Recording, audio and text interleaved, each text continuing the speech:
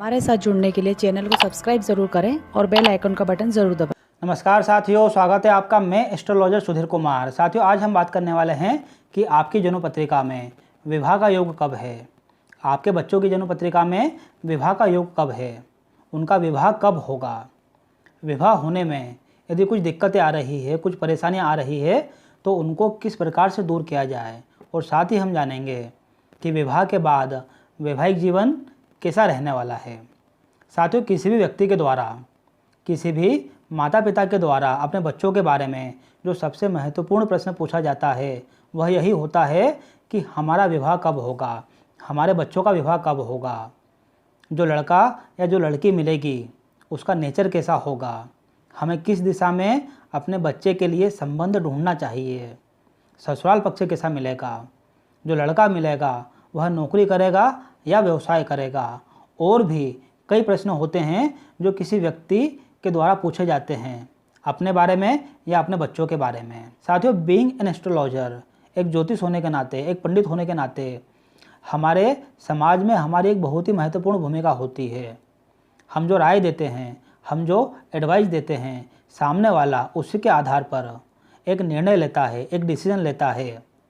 इसलिए हमारे लिए यह एक बहुत बड़ी जिम्मेदारी हो जाती है कि जन्म पत्रिका देखकर हम उन्हें बिल्कुल परफेक्ट सलाह दें, हम उन्हें बिल्कुल सही सलाह दें, जिससे सामने वाले को एक सही दिशा मिल सके। साथियों, जन्म पत्रिका देखने के कई तरीके होते हैं, कई माध्यम होते हैं, जैसा कि मैंने अपने पिछले कुछ वीडियो में आपको बताए भी हैं।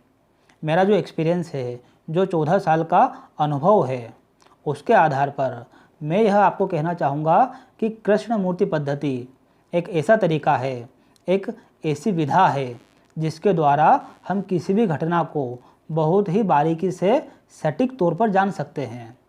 कृष्ण मूर्ति पद्धति जहाँ पर ग्रहों से ज़्यादा नक्षत्रों को बलवान माना गया है, जहाँ पर ग्रहों से ज़्यादा नक्षत्रों को स्ट्रॉन्ग माना गया है, महत्वपूर्ण माना गया है। और यह सही भी है, क्योंकि ग्रह एक बहुत बड़ा भाग होता है जबकि नक्षत्र उसका एक बहुत ही सूक्ष्म भाग होता है। जितनी एक्यूरेसी हमें ग्रहों के द्वारा मिलती है, उससे कहीं ज़्यादा एक्यूरेसी हमें नक्षत्र के माध्यम से जन्म पत्रिका का विश्लेषण करने से मिलती है। साथियों, विवाह से संबंधित किसी भी प्रश्न का जवाब हमें जन्म कुंडली के सप्तम भाव से पता चलता है। सप्तम भाव में कौन सी राशि बैठी है, उसके स्वामी ग्रह, और सप्तम भाव में जो ग्रह बैठे हों वे ग्रह, और साथ ही ये ग्रह जिन नक्षत्र में बैठे हो उनके स्वामी आपके सप्तम भाव का, आपके विवाह का भाग्य डिसाइड करते हैं।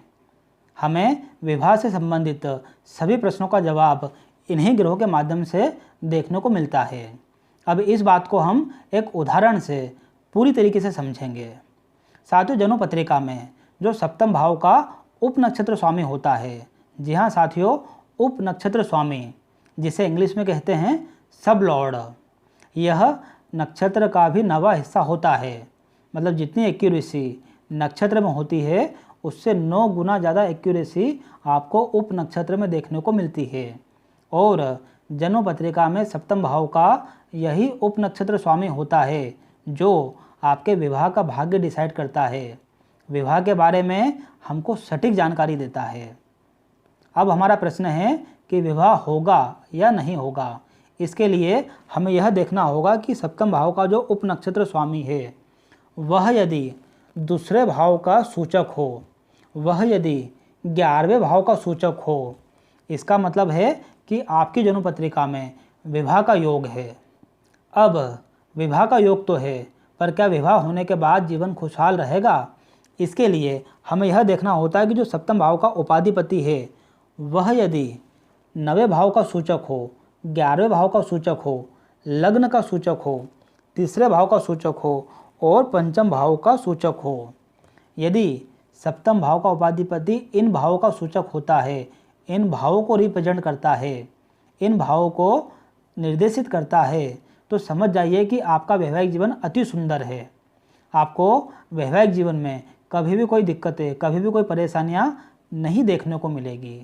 वहीं यदि सप्तम भाव का उपाधिपति यदि 6ठे भाव का सूचक हो, यदि अष्टम भाव का सूचक हो, यदि 12वें भाव का सूचक हो, मतलब यदि सप्तम भाव का उपाधिपति 6, 8 और 12 को निर्देशित करता हो, इसका मतलब यह होता है कि आपका विवाह तो होगा, लेकिन विवाह होने के बाद आपको आपके वैवाहिक जीवन में मुश्किलों का सामना करना पड़ेगा।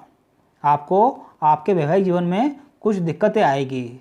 वैवाहिक जीवन को बनाने के लिए और वैवाहिक जीवन को संभालने के लिए आपको प्रयास करना पड़ेंगे। जो ग्रह आपके विवाह में रुकावट पैदा कर रहे हैं, उनके आपको उपाय करना होंगे, उनके आपको समाधान करना होंगे। तब कहीं जाकर आपके वैवाहिक जीवन में आपको खुशी और सुकून देखने को मिल पाएगा। साथियों, इस प्रकार से हम अपने प्रश्न का जवाब ढूंढ सकते हैं और जो अन्य प्रश्न है उनके बारे में भी जान सकते हैं। यदि आपका कोई प्रश्न है जो आप मुझसे पूछना चाहते हैं तो आप नीचे दिए गए नंबर पर मुझसे कांटेक्ट कर सकते हैं। उम्मीद है साथियों यह वीडियो आपको पसंद आया होगा। हमारे साथ बने रहने के लिए बहुत बहुत धन्यवाद। चैनल को सब्सक्राइब जरूर करें, वीडियो को लाइक ज़रूर करें, वीडियो को शेयर ज़रूर करें। धन्यवाद।